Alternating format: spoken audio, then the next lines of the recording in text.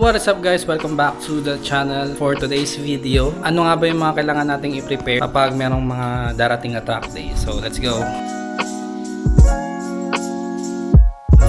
Disclaimer lang, hindi ako expert pagdating sa mga pag may mekaniko ng motor, pero I do it on my own, and yung mga napapanood ko lang ginagawa ko lang.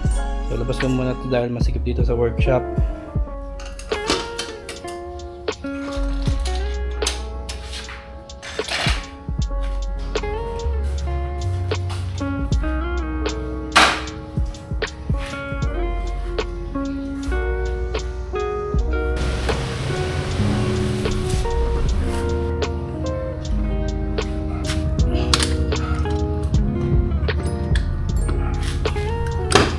Okay, syempre, una natin tatanggalin itong damper. Tatanggalin ko to, tapos susunod itong side mirror. Kasi yung mga yan, hindi naman natin kailangan sa truck yan. Tapos itong mugs, Racing Boy mugs, yan. Papalitan natin yan ng stock mug and lilinisan natin yung motor. Of course, tatanggalin din natin itong plaka, tsaka itong side mirror. So in short, delete yan. Then after nyan is lilinisan natin yung motor. Supposedly dapat mag-change oil din tayo, pero wala akong nabiling oil. So yun yung wag yung kakalimutan guys, pag mag-race track kayo, dapat mag-change oil kayo. So akin ngayon, since hindi naman ako magsosobrang babad sa race track this coming track day, so okay lang kahit di ako mag-change oil. After na lang ng track para at least fresh yung langis natin. Pero ang requirements dapat mag-change oil kayo bago kayo mag-race track. Okay, so simulan na natin.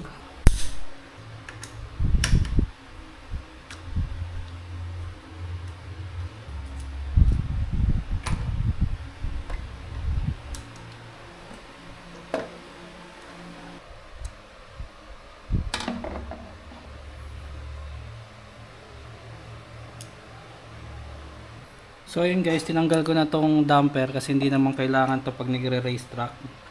Dahil hindi naman malaki yung race track na paglalaruan natin, hindi natin kailangan ng extra protection para hindi tayo magwabol. And since isasampa naman natin yung motor, hindi natin kailangan ito dahil syempre sa expressway mas gamit na gamit to eh. Tatanggalin ko na para kahit papaano mabawasan din yung bigat ng motor. Kasi may kabigatan din to. Itong dalawa iiwan ko lang to dito para pag ibabalik natin mabilis na ikabit.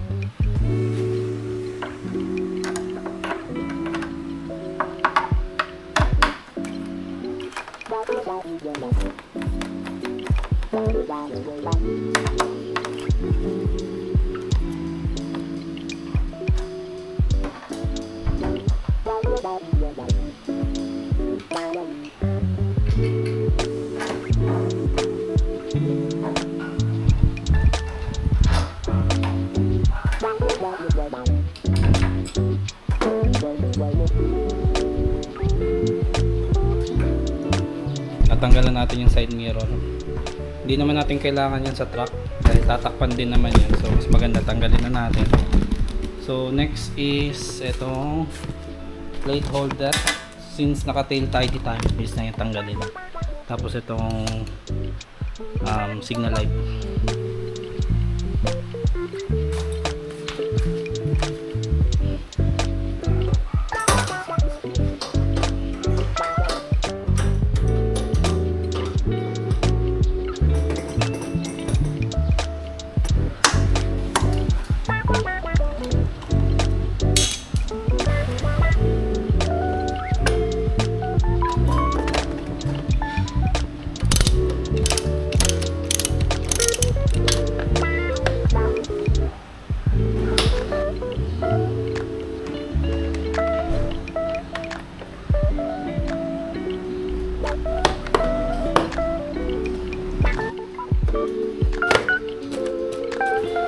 Baklas pala lahat. Yung sobrang dumi. Pakadumi. So para matanggal niyo yung plate, kailangan niyo baklasin to. I mean para matanggal itong signal light. Napakadumi yun. Gawa ng tail tidy. Or kahit walang tail tidy, nadudumihan yan. So ito lang naman, yung tatlong wire lang naman tatanggalin nyo dito. Signal light, left, right, tsaka yung pinaka So ito lang siya. Color coding naman yan. Maganda picturean nyo rin to bago nyo baklasan para at least meron kayong reference. Pero meron namang color yan. Ayun, sky blue at green, yellow at green. Dito, black, green. Tandaan nyo na lang. Pwede nyo nakukutin to.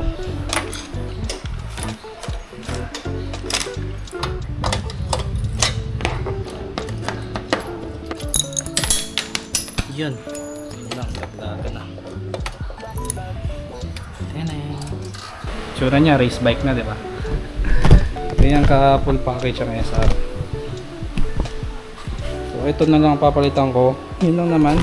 Hindi ako nakakuha ng gulong na pang race track since nakulang na sa preparation din. Tsaka walang available ngayon. Ayoko kasi mag brand new. Gusto ko yung mga second hand lang. May nakapasok pa ng dahon dito.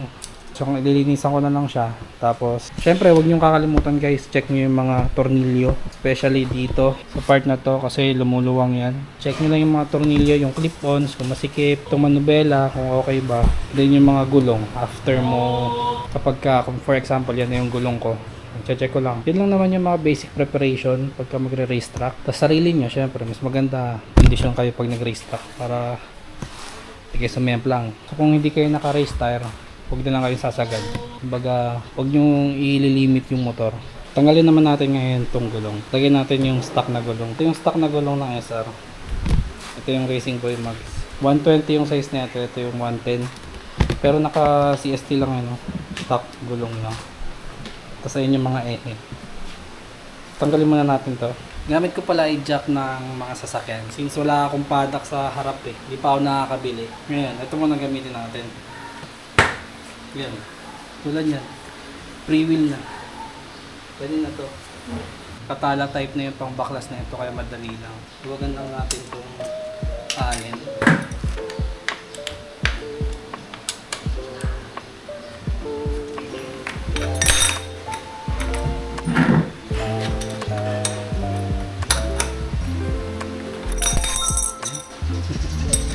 Lalagyan mo na lalagyan.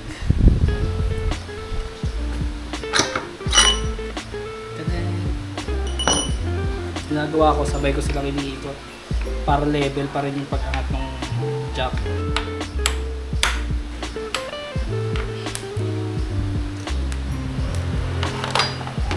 Tagal na agad. Ganun lang. Pwede na nakatakan yung jack ay yung gulong. Ayun na. Pantay naman siya, di ba? Life hack. Itong stock na disc, lilipat ko to sa stock na mags. Hindi naman lagi nag-race track kaya okay lang gawin. So itong stock na to, stock disc to, nilagay natin sa Racing Boy na mags. Lilipat lang natin doon sa stock mag. Tanggalin lang natin to, itong mga nangangalabong na tornilyo na to. Ganoon din sa likod, tatanggalin din natin yung disc. Ito naman yung ehe ng stock. Babalik natin. Ito yung gamit natin pang Racing Boy. Ayun, magkaiba yun. Tsaka mas mahaba tong sa Racing Boy.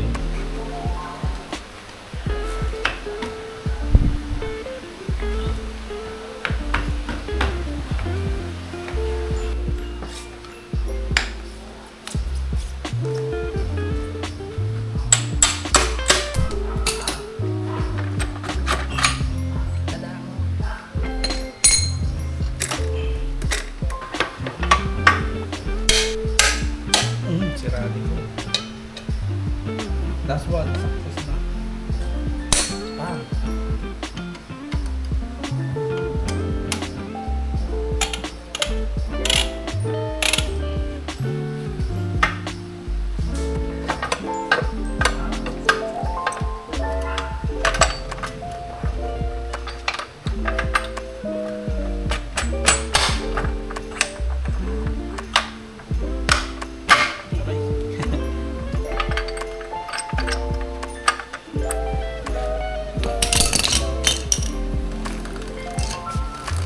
So ginabi na ako guys, papaliguan ko naman yung motor para bukas check ko lang yung mga tornilyo ngayon after maglinis, tas blower, then tatakpan ko na yun, tapos pahinga na.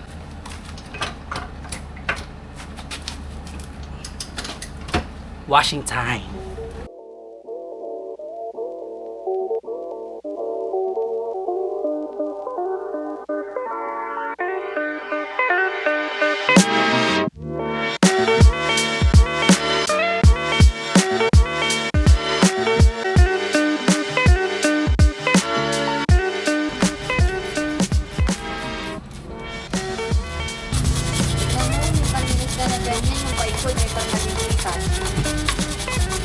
magayon, hindi ka naman nagbabike. Kahit na!